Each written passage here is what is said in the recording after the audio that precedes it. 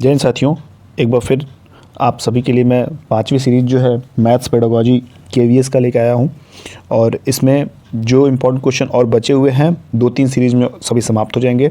तो ये जितनी सीरीज़ मैथ्स पेडागोजी की बन रही है आप सभी देख के अपने क्वेश्चन वहां से कंप्लीट कर लीजिए। तो चलिए इसी क्रम में पहला क्वेश्चन देखते हैं।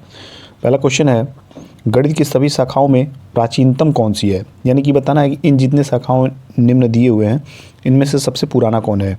तो सबसे पुराना आप सभी लोग जानते हैं, सबसे पुराना जो है ना सांख्यिकी है। क्या है? सांख्यिकी। सबसे पुराना सांख्यिकी है। अगला प्रश्न है, ध्यान देखिए अगला प्रश्न, रेखा गणित में प्रायोगिक स्तर पर प्रयुक्त होने वाली शिक्षण विधि है। प्रायोगिक स्तर पर प्रयुक्त होने वाली शिक्षण विधि है, इसका आंसर बताना है। तो आगमन विधि है, निगमन विधि है, प्रदर्शन विधि है, उपर्युक्त सभी है। तो इसमें प्रदर्शन विधि हो जाएगा। क्या हो जाएगा? प्रदर्शन विधि। अगला प्रश्न है, एक अच्छी मूल्यांकन विधि वह है जिसमें देखा जाए। एक अच्छी मूल्यांकन विधि वो है जिसमें देखा जाए। ये एज अ टीचर आपसे पूछ रहा है, मतलब आप ये मान के चल रहे हैं कि आप एक टीचर हैं, उस तरह आपसे क्वेश्चन किया जा रहा है कि एक अच्छी मूल्यांकन विधि वह है जिसमें देखा जाए। अब इन ऑप्शन में से पढ़िए।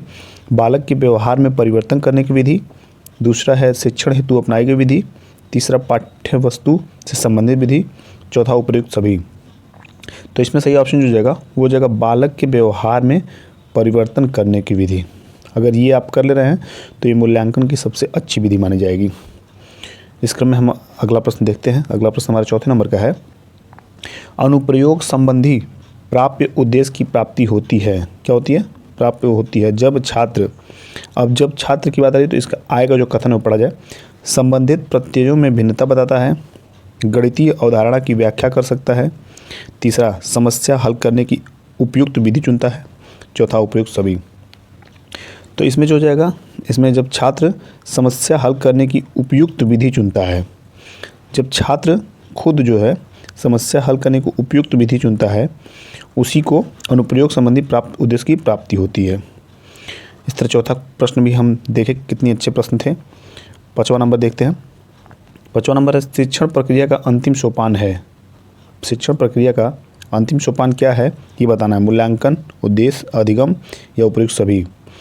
तो इसमें जो हो जाएगा ये हो जाएगा मूल्यांकन। मूल्यांकन सबसे मोस्ट इंपॉर्टेंट है, यानी कि अंतिम जो सोपान है शिक्षण प्रक्रिया का, ये ऑप्शन सही होगा। 6वां नंबर प्रश्न है, पाठ योजना का भाग नहीं होते हैं। पाठ योजना का भाग कौन से होते हैं? प्राप्त उद्देश्य, पाठ प्रस्तुति योजना, शिक्षक उद्देश्य या उपयुक्त सभी। जल्दी बताइए आप सभी लोग क्या होता है इसमें। तो इसमें हो जाएगा शिक्षा के उद्देश्य। क्या हो जाएगा?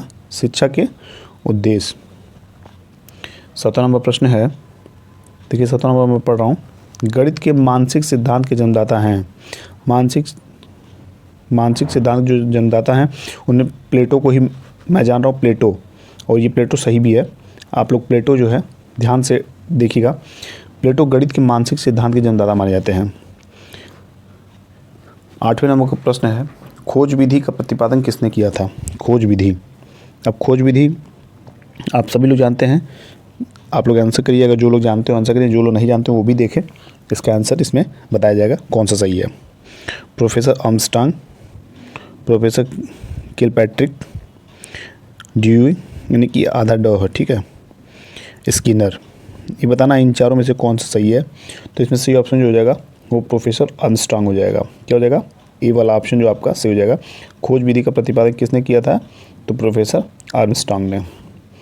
इसी क्रम में हमारा अगला और 9 नंबर प्रश्न है, ध्यान देखिएगा, निगमन विधि का उपयोग है। निगमन विधि का उपयोग किसके लिए किया जाता है? मानसिक क्षमता बढ़ाने के लिए, वैज्ञानिक दृष्टिकोण विकसित करना, सूत्र की स्थापना करना या सूत्र का प्रयोग करना। तो क्या सही हो जाएगा इसमें? इसमें सही हो जाएगा सूत्र का प्रयोग करना। निगमन विधि का जो उपयोग होता है वो सूत्र का प्रयोग करने के लिए किया जाता है। अगला प्रश्न है जो 10 नंबर का और हमारा इस सीरीज का आखिरी प्रश्न होगा, सामान्य से विशिष्ट की ओर शिक्षण सूत्र पर आधारित विधि है। सामान्य से विशिष्ट की ओर शिक्षण सूत्र पर आधारित विधि है। तो क्या हो जाएगा? आगमन विधि, निगमन विधि, आगमन निगमन विधि या विश्लेषण विधि। इसमें सही ऑप्शन हो जाएगा निगमन विधि। क्या हो जाएगा? निगमन विधि। तो इस तरह जो इंपॉर्टेंट क्वेश्चन हो सकते थे KVS मैथ्स पेडागोजी के, वो हम आपके सामने एक और सीरीज़ उसमें ऐड कर दिए हैं। आप सभी लोग बारीकी से इस क्वेश्चन को देखिए, जो ना समझ में आए आप कमेंट करिए, उसको फिर से मैं समझाने का प्रयास करूँगा। कुछ और चीज़ें जो होंगी बची हुई उसको भी समझाऊँगा। इस तरह मैं जितने भी सब्जेक्ट की सीरीज है मैं खुद ला रहा हूँ, जितने भी सब्जेक्ट की सीरीज हो सकते हैं मैं उसको जल्द से जल्द आप सभी लोग के लिए टाइम टू टाइम मैं अपडेट कर दूँगा। सबकी प्लेलिस्ट अलग कर दे रहा हूँ। आप बस हमारे साथ बने रहिए। KBS के लिए जितना मैं तैयारी करा रहा हूँ आप उतने पढ़ते रहिए, और भी कुछ जो आपने कोचिंग वगैरह जो ज्वाइन किया वहाँ से पढ़ते रहिए। मैं आपका 100% आपके सपोर्ट में हूँ, आपके क्वेश्चंस को बेहतर बनाने में हूँ। मेरी तरफ से ऑल द बेस्ट आप सभी के लिए। फिर मिलते हैं अगले क्लास में, तब तक के लिए बाय बाय, टेक केयर।